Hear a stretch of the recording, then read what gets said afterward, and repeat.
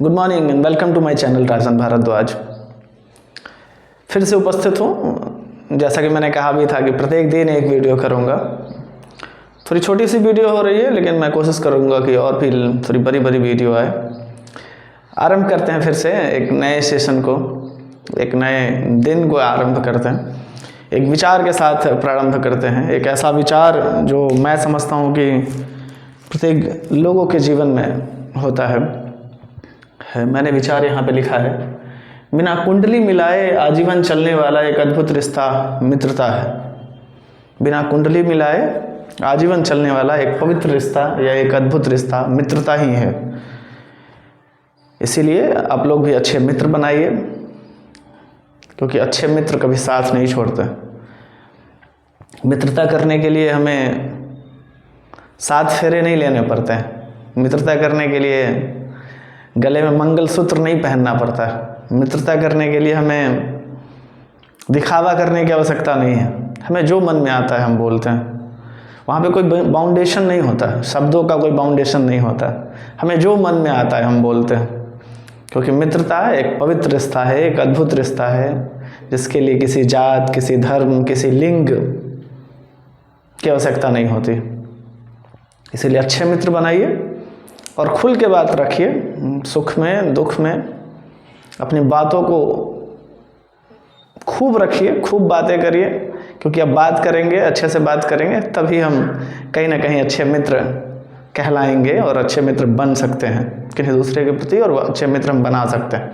इसलिए जीवन में अच्छे मित्र बनाइए, क्योंकि वहाँ पे किसी शब्दों की ज़रूरत नहीं होती, किसी बाउंडेशन की ज़रूरत नहीं होती। अच्छे मित्र बहुत कम मिलते हैं, लेकिन बनाइए ज़रूर, और तब तक ढूंढिए अच्छे मित्र जब तक मिल नहीं जाते हैं। बहुत धन्यवाद, थैंक यू। चलते हैं, एक नए सेशन को आरंभ करते हैं। फिर से जैसा कि मैंने कहा था कि मैथ्स के 2 सेशन करते हैं हम लोग। एक टीचिंग ऑफ मैथमेटिक्स पढ़ते हैं और एक प्योर मैथमेटिक्स पढ़ते हैं। चूँकि 10वीं की पढ़ाई कर रहे हैं हम लोग, 10वीं के MCQ क्वेश्चन को लेकर के चल रहे हैं, तो उसी MCQ क्वेश्चन के साथ आगे बढ़ते हैं। मैंने यहाँ पे 10 क्वेश्चन लिया है। Question number 16, 17, 18, 19, 20, 21, 22, 23, 24 and 25। तो 25 क्वेश्चन में से सबसे पहले 1 से स्टार्ट करते हैं। आइए, सबसे पहले इसको हम लोग इरेज कर देते हैं। आइए,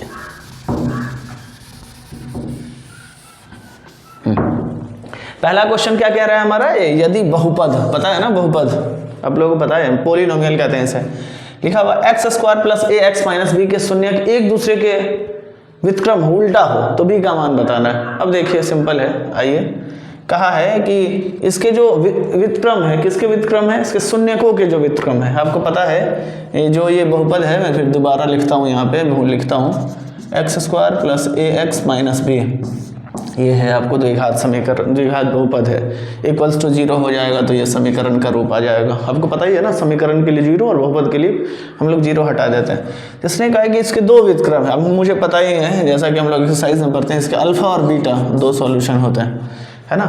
अब कहा है कि ये दोनों ना, देख लीजिए क्या है, एक दूसरे के व्युत्क्रम है। मतलब अल्फा जो है ना 1/β के बराबर, अल्फा जो है 1/β के बराबर है। अब क्रॉस मल्टीप्लाई कर दीजिए सीधा, 1 क्रॉस मल्टीप्लाई करते हैं तो अल्फा × बीटा बराबर हो जाएगा 1। अब मुझे पता है कि अल्फा × बीटा को हम लोग क्या कहते हैं, पता है ना?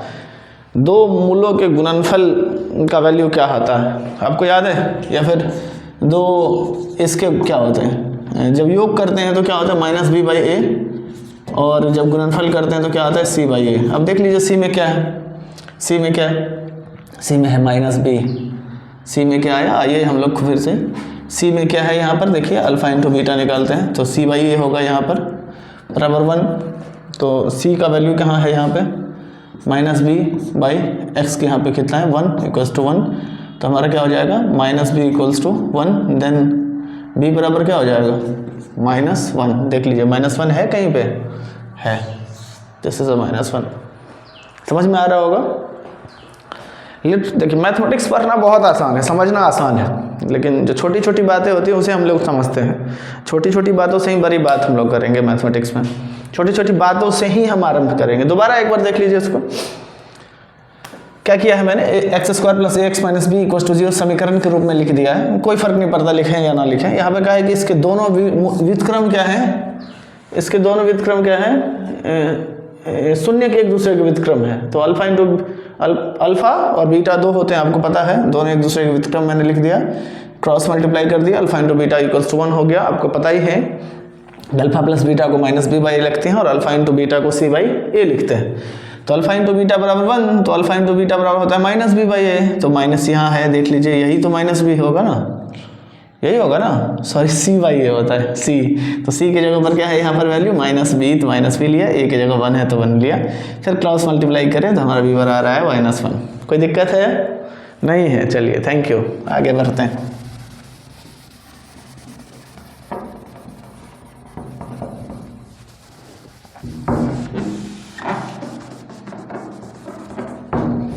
यही दिक्कत है, अगर ये स्मार्ट मोड होता तो और ज़्यादा बेहतर हम लोग कर सकते थे।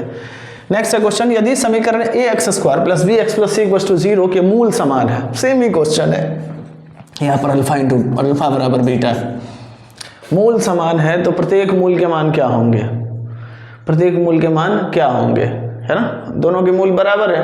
आपको पता है, आपको नहीं याद है तो मैं दोबारा याद कराता हूँ। अल्फा मूल के लिए एक फॉर्मूला था, शायद आपको याद होगा, -b ± (b²- 4ac/2a), यही तो था। प्रत्येक के मूल बराबर है, मूल बराबर है। अब देखिए मूल बराबर होंगे तो क्या होंगे? मूल बराबर का मतलब होता है d = 0। जब मूल बराबर होता है तो मुझे याद है d = 0 होता है, डिस्क्रिमिनेंट बराबर 0 होता है जब d = 0 होता है। तो यहाँ है यदि समीकरण ax² + bx + c = 0 इसके मूल समान है तो प्रत्येक मूल का मान क्या होगा, यहाँ वो पूछ रहा है। एक है -b/a, -b/2a, b/2a और a/b, यहाँ पे लिखा तो है। यदि समीकरण ax² + bx + c के मूल समान है, मूल समान है, यहाँ इन्होंने कहा कि मूल समान है इसके, तो आइए हम लोग अल्फा और बीटा के बदले हम लोग क्या लिखते थे, ये लिखते थे -b ± (b²- 4ac/2a) लिखते थे। अब देखते हैं इसके मूल समान है, मूल समान है तो क्या होगा, विवेचक समान होता है तो d = 0 कर देते हैं और हमारा हो जाता है ये -b/2a हो जाता। ये इसके आंसर होते, मुझे लगता है यही होना चाहिए, d हो जाएगा 0 और हमारा वैल्यू हो जाएगा -b/2a, मेरे समझ से होना चाहिए। d = अगर 0 होगा यहाँ पे तो मुझे भी लगता है यही है, d -b/2a होना चाहिए। अब एक बार देखिएगा, हो सकता है यहाँ पे शब्दों का कुछ अंतर हो जाए। आइए नेक्स्ट हम लोग चलते हैं। अब क्वेश्चन है नंबर 18 है, 18 देख लीजिए, x + 2 और x - 2 = 5 के मूल निम्नलिखित में से कौन से हैं? अब मूल पूछ रहा है इसमें से, मूल का मतलब ये सॉल्यूशन, मैंने कल ही बताया, मूल निम्नलिखित में से कौन है, देखना पड़ेगा, x का वैल्यू निकालना पड़ेगा। इसको हम लोग रहने देते हैं, मिटा देते हैं, जगह कम है वो, अगर ये स्मार्ट बोर्ड होता तो हम लोग जल्दी जल्दी कर लेते हैं इसको, और ज़्यादा बड़ा क्वेश्चन, ज़्यादा नंबर ऑफ क्वेश्चन करते हैं।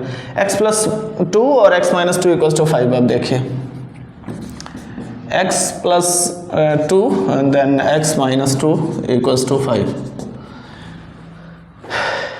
तो क्या होता है, यहाँ पे वैल्यू निकालना पड़ेगा मुझे x का वैल्यू। सिंपल सा हम वैल्यू पुट करके भी देख सकते हैं, यहाँ पे 2 पुट कर दें, 3 ये वैल्यू पुट कर दें, फिर अलग अलग करके भी बना सकते हैं, जो आसान आपको लगे, जो टाइम किल ना हो इसमें, वो चीज़ हम कर सकते हैं। अब देख लीजिए a + b और a - b है तो हम लोग लिख सकते हैं x² - 2 = 5। a + b और a - b मतलब फॉर्मूला है वो a² - b² का फॉर्मूला है, आपको पता ही होगा। अब इसे हम लोग कर देते हैं x² = ये हमारा हो जाएगा इधर 5, और ये देख लीजिए 2 × 2 = 4 हो जाएगा, ये माइनस में है, इस साइड आएगा तो प्लस हो जाएगा 4, तो x² = हो गया 9, तो x बराबर हो जाएगा √9। आपको पता होना चाहिए, इस बात का ध्यान रखिएगा कि कोई भी, एक बात का ध्यान रखेंगे कि कोई भी अगर रूट में होता है तो इसका वैल्यू प्लस माइनस में आता है, हमेशा ध्यान देना। ये बाहर आता है तो इसका वैल्यू हो जाएगा +-3, ये आंसर हो जाएगा।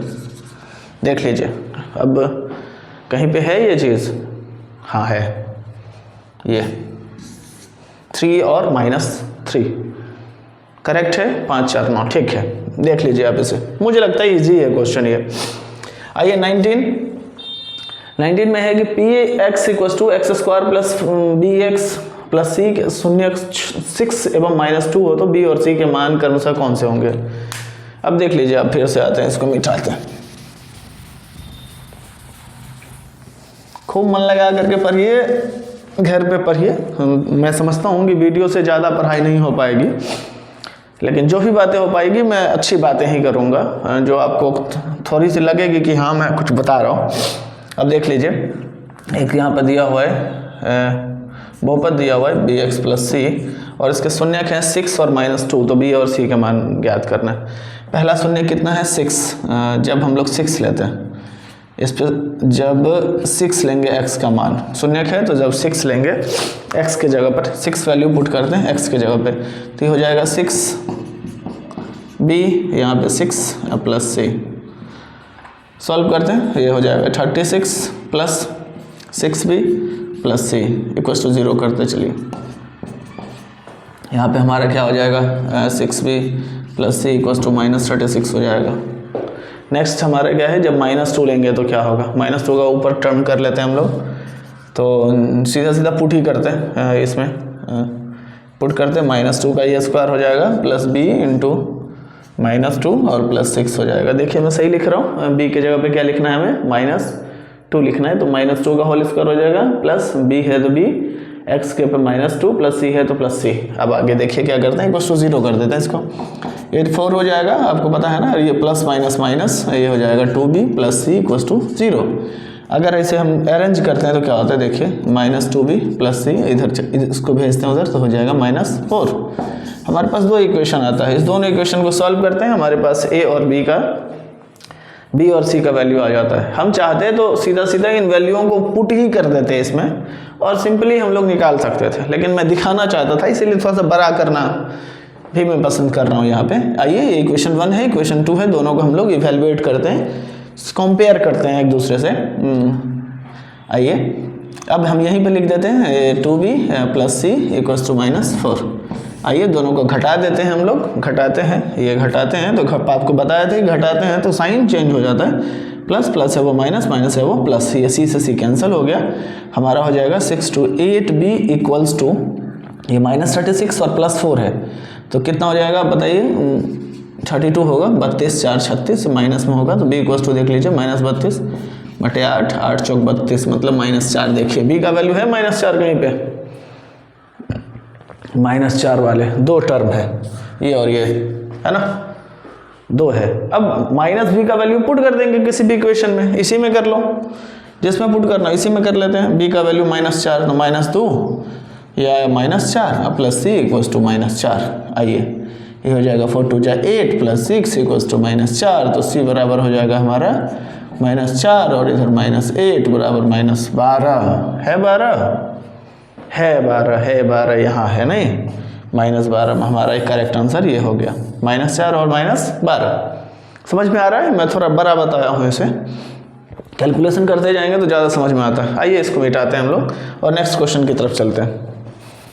अगर समझ में आ रहा है तो निश्चित रूप से yes sir yes sir yes sir बोलते भी चलना है, कमेंट करेंगे, क्योंकि हम लोग वर्चुअल क्लास कर रहे हैं, ऑनलाइन क्लास कर रहे हैं। आइए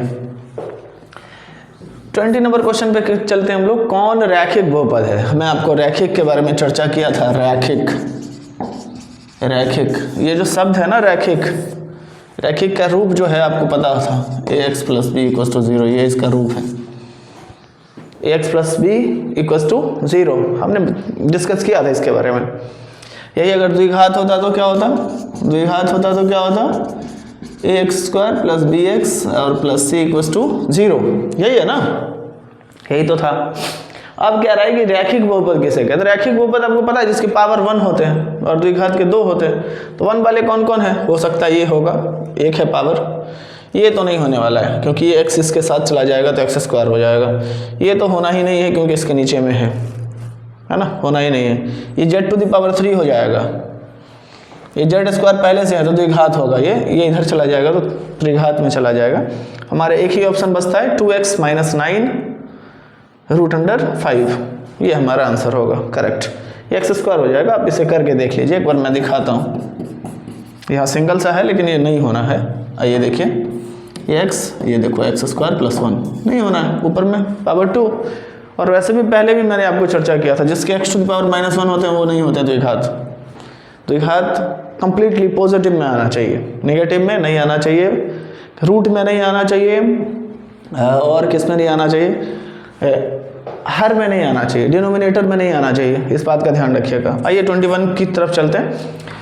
एक त्रिघात बहुपद के शून्यकों की अधिकतम संख्या क्या है?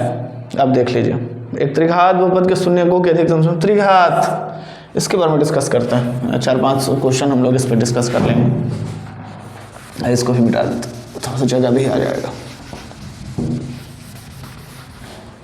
अब देखिए सॉल्यूशन की बात करते हैं, हल की बात करते हैं। कभी भी क्वेश्चन अगर पूछता है कि रैखिक है तो हल कितने होंगे? 1। द्विघात है तो हल कितने होंगे इसके? शून्य कितने होंगे? 2। यहाँ पूछा ना, एक त्रिघात बहुपद में शून्यकों की अधिकतम संख्या कितनी होगी, तो अधिकतम की ही बात करते हैं। अगर रैखिक होगा तो अधिकतम शून्यकों की संख्या 1, द्विघात होगा तो शून्यकों की संख्या 2, त्रिघात होगा तो अब बता दीजिए खुद से 3, है ना। चतुर्घाती होगा तो कितना होगा? 4। जिसके 5 घात होंगे उसके अधिकतम शून्यकों की संख्या कितनी होगी? 5। 6 है तो 6 बढ़ते जाओ, जिसके जितने पावर उतने ही उसके हल, उतने ही उसके सॉल्यूशन। आइए समझ में आया होगा। 21 बहुत आसान है, शून्य का मतलब हल होते हैं, जितने घात उतने सॉल्यूशन। त्रिघात है तो 3 वाले आंसर हो जाएंगे। आइए समझ में आ रहा है? समझ में आ रहा है तो yes sir, yes sir, yes sir comment करेंगे, लाइक निश्चित रूप से करेंगे आप लोग, जिनके पास भी ये वीडियो पहुंच पाता है, समझ पा रहे हैं तो लाइक करते हुए जाएंगे। अपने भाइयों को जरूर कहेंगे सब्सक्राइब करने के लिए, और 2-4 मित्र से मोबाइल लीजिए और सब्सक्राइब कर दीजिए। आइए हम लोग नेक्स्ट क्वेश्चन की तरफ चलते हैं, 22 पे चलते हैं। अब देखिए क्वेश्चन ये है, आइए लिखते हैं bx² + bx + c = 0। ये क्यों लिखा है b पता है? ये b इसीलिए कंफ्यूज करने के लिए लिखा है, बच्चों को कंफ्यूज करने के लिए b वाला टर्म यूज किया जाता है, क्योंकि जो रूप होता है ना द्विघात का, वो होता है ax² + bx + c। इस b को कंफ्यूज करने के लिए b वाला टर्म ले लिया गया है। तो आप कंफ्यूज नहीं होना है, हमें निकालना है इसका विवेचक, मतलब निकालना है डिस्क्रिमिनेंट, विवेचक निकालना है, जिसे हम लोग कहते हैं डी, डिस्क्रिमिनेंट बोलते हैं, नहीं डी से डिनोट करते हैं, आपको याद होगा। और इसका जो वैल्यू होता है b² - 4ac हम लोग कहते हैं, यही होता है b² - 4ac। और इसीलिए भी लिख दिए क्योंकि यहाँ भी b और यहाँ भी आप कंफ्यूज हो जाइए, लेकिन कंफ्यूज हमें नहीं होना है, हमें यहाँ पे कैपिटल ले लेना है। लो अब कंफ्यूज होना ही नहीं है। अब b की जगह पर लेना है छोटका b, है ना, 4 की जगह 4, a की जगह यहाँ पे क्या है देखो b, ए पहला वाला ए होता है और सी की जगह तो सी है। यही कन्फ्यूजन होता है लोगों को, तो हमें कंफ्यूज नहीं होना है, बिल्कुल नहीं होना है कंफ्यूज। हाँ विवेचक क्या होगा? अब देखो b² - 4bc, ये हमारा आंसर। अब देखिएगा ऑप्शन में, मैंने ऑप्शन यहाँ पे लिखना मैं नहीं लिखा, भूल गया मैं, है ना। देखिएगा बड़ा अच्छा क्वेश्चन है ये, थोड़ा सा कंफ्यूजन भरा है, धीरे बनाएंगे कंप्लीटली समझ में आएगा। b हो जाएगा b² - 4 की जगह 4, a हो जाएगा यहाँ से b, और c हो जाएगा c की जगह से आ जाएगा 4bc हो गया, और b² b² हो गया। सिंपल सा, मुझे आ रहा है, समझ में आ रहा है? समझ में आ रहा है तो yes sir, yes sir, yes sir like करते जाएंगे। आइए नेक्स्ट 23 की तरफ चलते हैं हम लोग, टाइम भी कम है, मुझे निकलना भी है। आइए 23 की तरफ चलते हैं। क्वेश्चन है x - y = 2 and x + y = क्या लिखा है? क्या लिखा है ये? अब देखो मुझे 10 लिखा है, सॉरी 10 है, ये 10 है। तो x और y का मान निकालिए, मान निकालो ना, क्या दिक्कत है, सीधा जोड़ो इसको, y से y कैंसिल, 2x = 12, 12x = कितना 6, सिंपल सा था, फर्स्ट में पुट कर दो इसको, x का 6 - y = 2, then y - y 2 - 6, minus y = कितना हो जाएगा -4, देन y = कितना 4, देखो 6 और 4 6 और 4 चेक भी कर सकते हैं आप, यहाँ पे 6 डालो, यहाँ पे 4 डालो, 6 में से 4 जाएगा तो 2 बचेगा ही, मतलब आंसर हमारा 6 और 4 है। लिखा है क्या मैंने? नहीं लिखा है, सिंपल सा था इसलिए मैंने नहीं लिखा। ठीक है, समझ में आ रहा होगा, थैंक यू। आगे बढ़ते हैं हम लोग, 23 तक कर लिया, अब आते हैं 24 की तरफ। AP अर्थमेटिक प्रोग्रेशन कहते हैं। मुझे आज भी याद है कि जब हम लोग पढ़ रहे थे ना, तो मैं तो पर्सनली बहुत एंजॉय किया था इस AP को, अर्थमेटिक प्रोग्रेशन को बहुत एंजॉय किया था। जब सीबीएसई में पढ़ा रहा था तो और ज़्यादा एंजॉय किया था एपी को, अर्थमेटिक प्रोग्रेशन को, नहीं बहुत ज़्यादा एंजॉय किया था। मैं बता नहीं सकता मैं कितना एंजॉय किया था इसे। अब उसी थोड़ा सा यहाँ भी हम लोग चलते हैं। एक क्वेश्चन दिया हुआ है 5ab और सी दिया 11, यही है, एपी में है तो a प्लस बी का मान निकालना, इस दोनों का योग निकालना, नहीं निकालना। तो इस क्वेश्चन में क्या कहते हैं पता है, इसमें होता है क्या, एपी में हम लोग क्या करते हैं ना, अगर मान लेते हैं ए बी सी डी है, मान लेते हैं ए बी सी डी है, मान लेते हैं छोड़ो एक्स वाई जेड और पी है, तो हमारा इसका क्या हो जाएगा y माइनस एक्स बराबर हो जाएगा हमारा z माइनस वाई के और बराबर हो जाएगा p माइनस जेड के। मतलब दूसरा वाला टर्म को पहले वाले से माइनस करते हैं, तीसरे वाले टर्म को दूसरे वाले से माइनस करते हैं और चौथे वाले टर्म को तीसरे वाले से माइनस करते हैं, तो बराबर आता है इसका वैल्यू। वही चीज़ हमें यहाँ करना है, यहाँ यही रूल है, ये रूल है किसका, AP का। हम लोग वही चीज़ यहाँ पे करते हैं। तो a माइनस 5 हो जाएगा equals to b minus a हो जाएगा और फिर हो जाएगा 11 माइनस b। हम लोग करते हैं सॉल्यूशन करते हैं, हम लोग किसी भी दो को लेकर के हमें निकालना किसका वैल्यू है, a प्लस बी का वैल्यू निकालना है। देख लीजिए a प्लस बी का वैल्यू निकालना है, करके देखते हैं a प्लस बी का वैल्यू कितना आता है। क्वेश्चन तो सही लिखा है, चलते हैं आगे। किसी दो को कंपेयर कर लीजिए आप, मान लेते हैं कि इस दोनों को ही कंपेयर कर लेते हैं, ले लेते हैं नीचे, तो हमारा a माइनस 5 होगा इक्वल्स टू b माइनस ए लिख लेते हैं, कंपेयर कर दें, माइनस ए इधर आ जाएगा तो ये 2 हो जाएगा, इधर आ जाएगा तो माइनस b इक्वल्स टू हो जाएगा ये 5। पहला इक्वेशन हो गया। अब इन दोनों को कंपेयर कर लेते हैं, b माइनस ए और हमारा हो जाएगा 11 माइनस b, ये इधर आ जाएगा तो देख लीजिए b प्लस बी और माइनस ए, ये बीच में बराबर है भाई, बराबर है हाँ, तो ये प्लस में आ जाएगा और हमें क्या क्या भेजना है उधर तो 11 पहले से है, तो हमारा हो जाएगा 2b, सही में लिख रहा हूँ, माइनस ए इक्वल्स टू 11, तो यहाँ पर लिख लेते हैं 2b minus A equals to 11। दोनों को सॉल्व करते हैं, a प्लस बी का वैल्यू हमें निकालना है। दोनों को अगर जोड़ देते हैं तो क्या आता है, जोड़ेंगे तो कुछ आएगा क्या,